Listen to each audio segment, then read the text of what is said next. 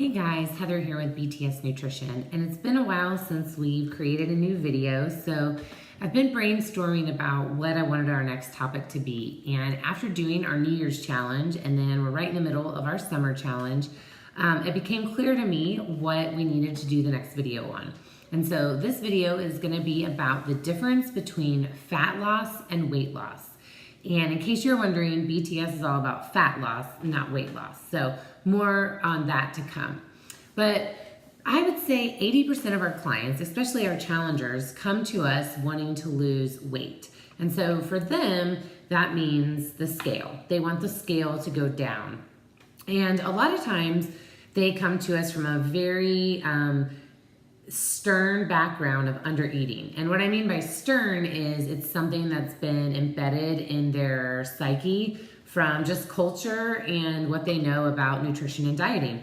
So a lot of times with our clients and our challengers, we have to really go over, so how do you lose weight? And you've been eating at 1,200 to 1,400 calories, and yet you're not losing weight. So what's going on? Because if it really is true, calories in versus calories out, then why am I eating so little and I'm not losing weight? And so we like to have that conversation with our clients. And so now I'm gonna have it with you guys. All right, so bottom line, how do you lose weight? That's what everybody wants to know, right? And if I could bottle up a formula or a magic pill, I'd be a billionaire. But at the end of the day, how you lose weight is basically you're gonna consume less calories than you burn.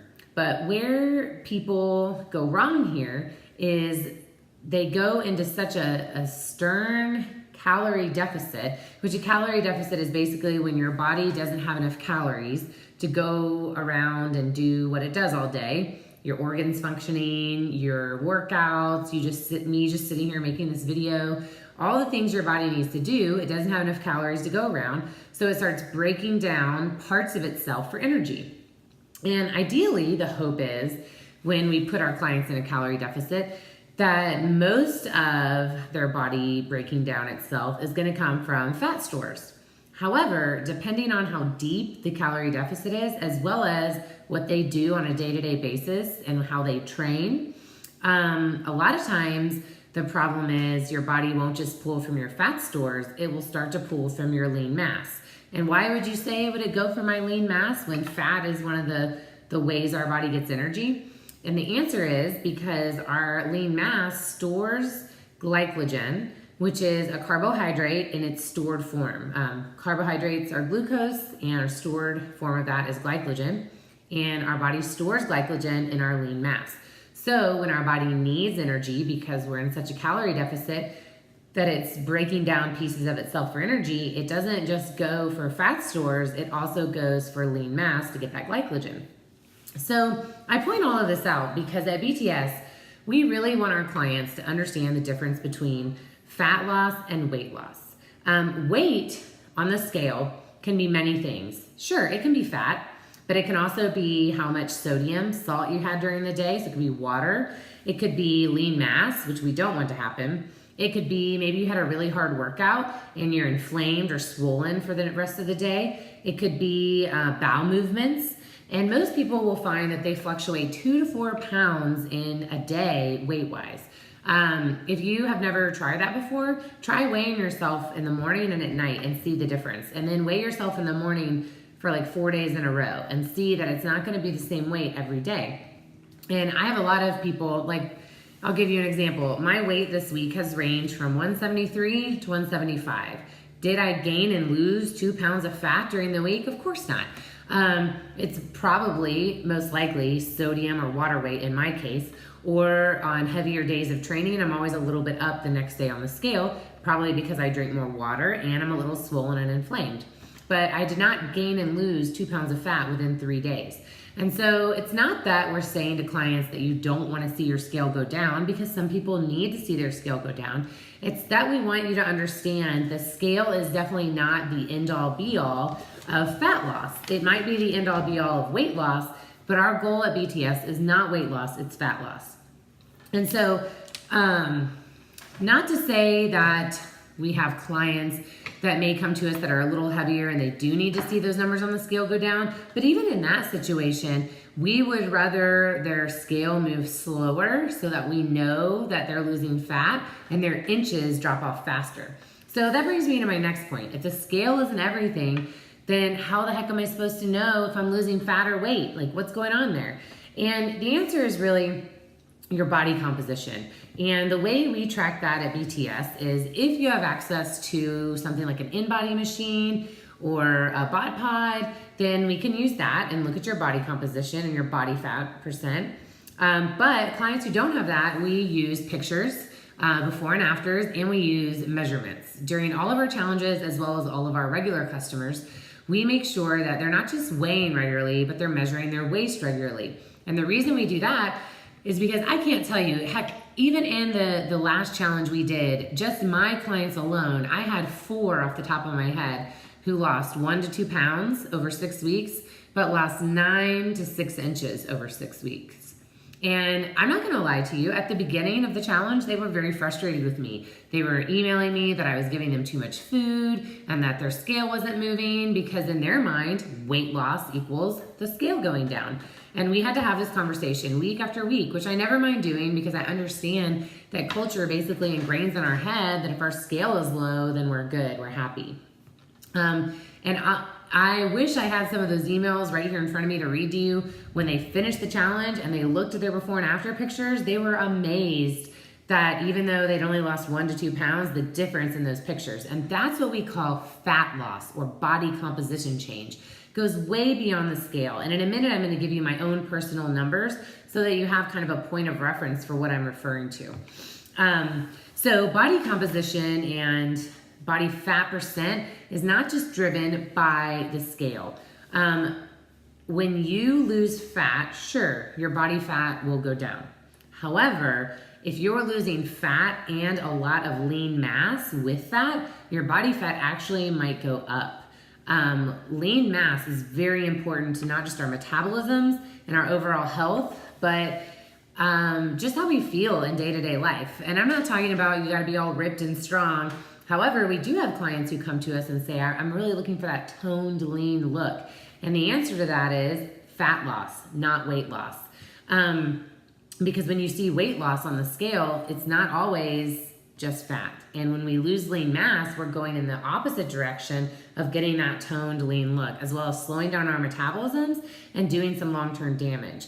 Now, some lean mass loss is going to happen when you're in a calorie deficit, but at BTS, our goal is to keep you in a calorie deficit that's high enough to prevent a lot of lean mass loss. And that's another reason why we focus on inches, because when your inches are going down, even if the scale's not moving, that's a huge win. That's 100% that you're losing fat there. So let me give you some personal examples to kind of just solidify and drive this home. So before I got into nutrition and weightlifting, I weighed 158 at my tiniest, and I'm 5'10" for reference, and 158 looked on me like a size 6, and I was about 22 to 24% body fat. I'm not exactly sure because I was done with the calipers, and they're not always as accurate as the in-body or the bod pod. So 22 to 24%, I'm giving myself a leeway there. So fast forward, that was before I had kids too. Fast forward to 5 years later, I've got 2 boys, and they're 3.5 and 5, just FYI. I'm still 5'10", unless I've shrunk and I don't know it. I now weigh 173, so I've gained 15 pounds since I was that 158. And yet I'm still a size 6, and my body fat is now 17 to 18%. So if I were going by weight loss, I certainly have lost. I've gained 15 pounds, and that's just terrible. The scale I've lost.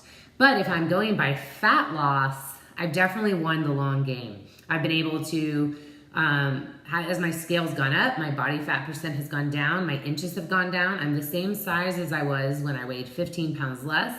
I'm a lot stronger now. I've always had a goal to do strict pull-ups. I can now do many of those.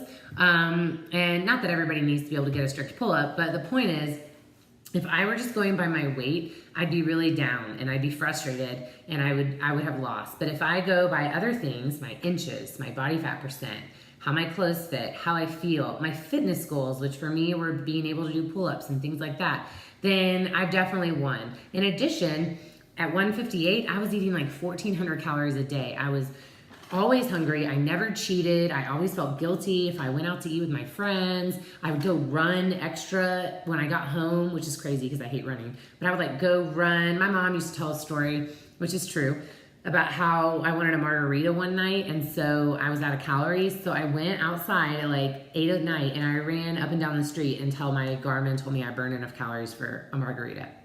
Friends, that is a sad place to be, and I am so glad I'm not there anymore.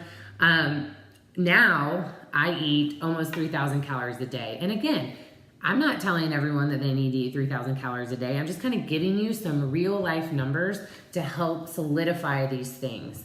I just think in our dieting society today, we've gotten unrealistic expectations. We have challengers who sign up all the time and their goal is to lose 15 pounds in 6 weeks, which, can we do that? Sure, let me give you a juice cleanse, or let me tell you to drink to not drink a lot of water and to eat 1,200 calories a day, which by the way is the caloric intake of like a 2-year-old, not a grown man or woman.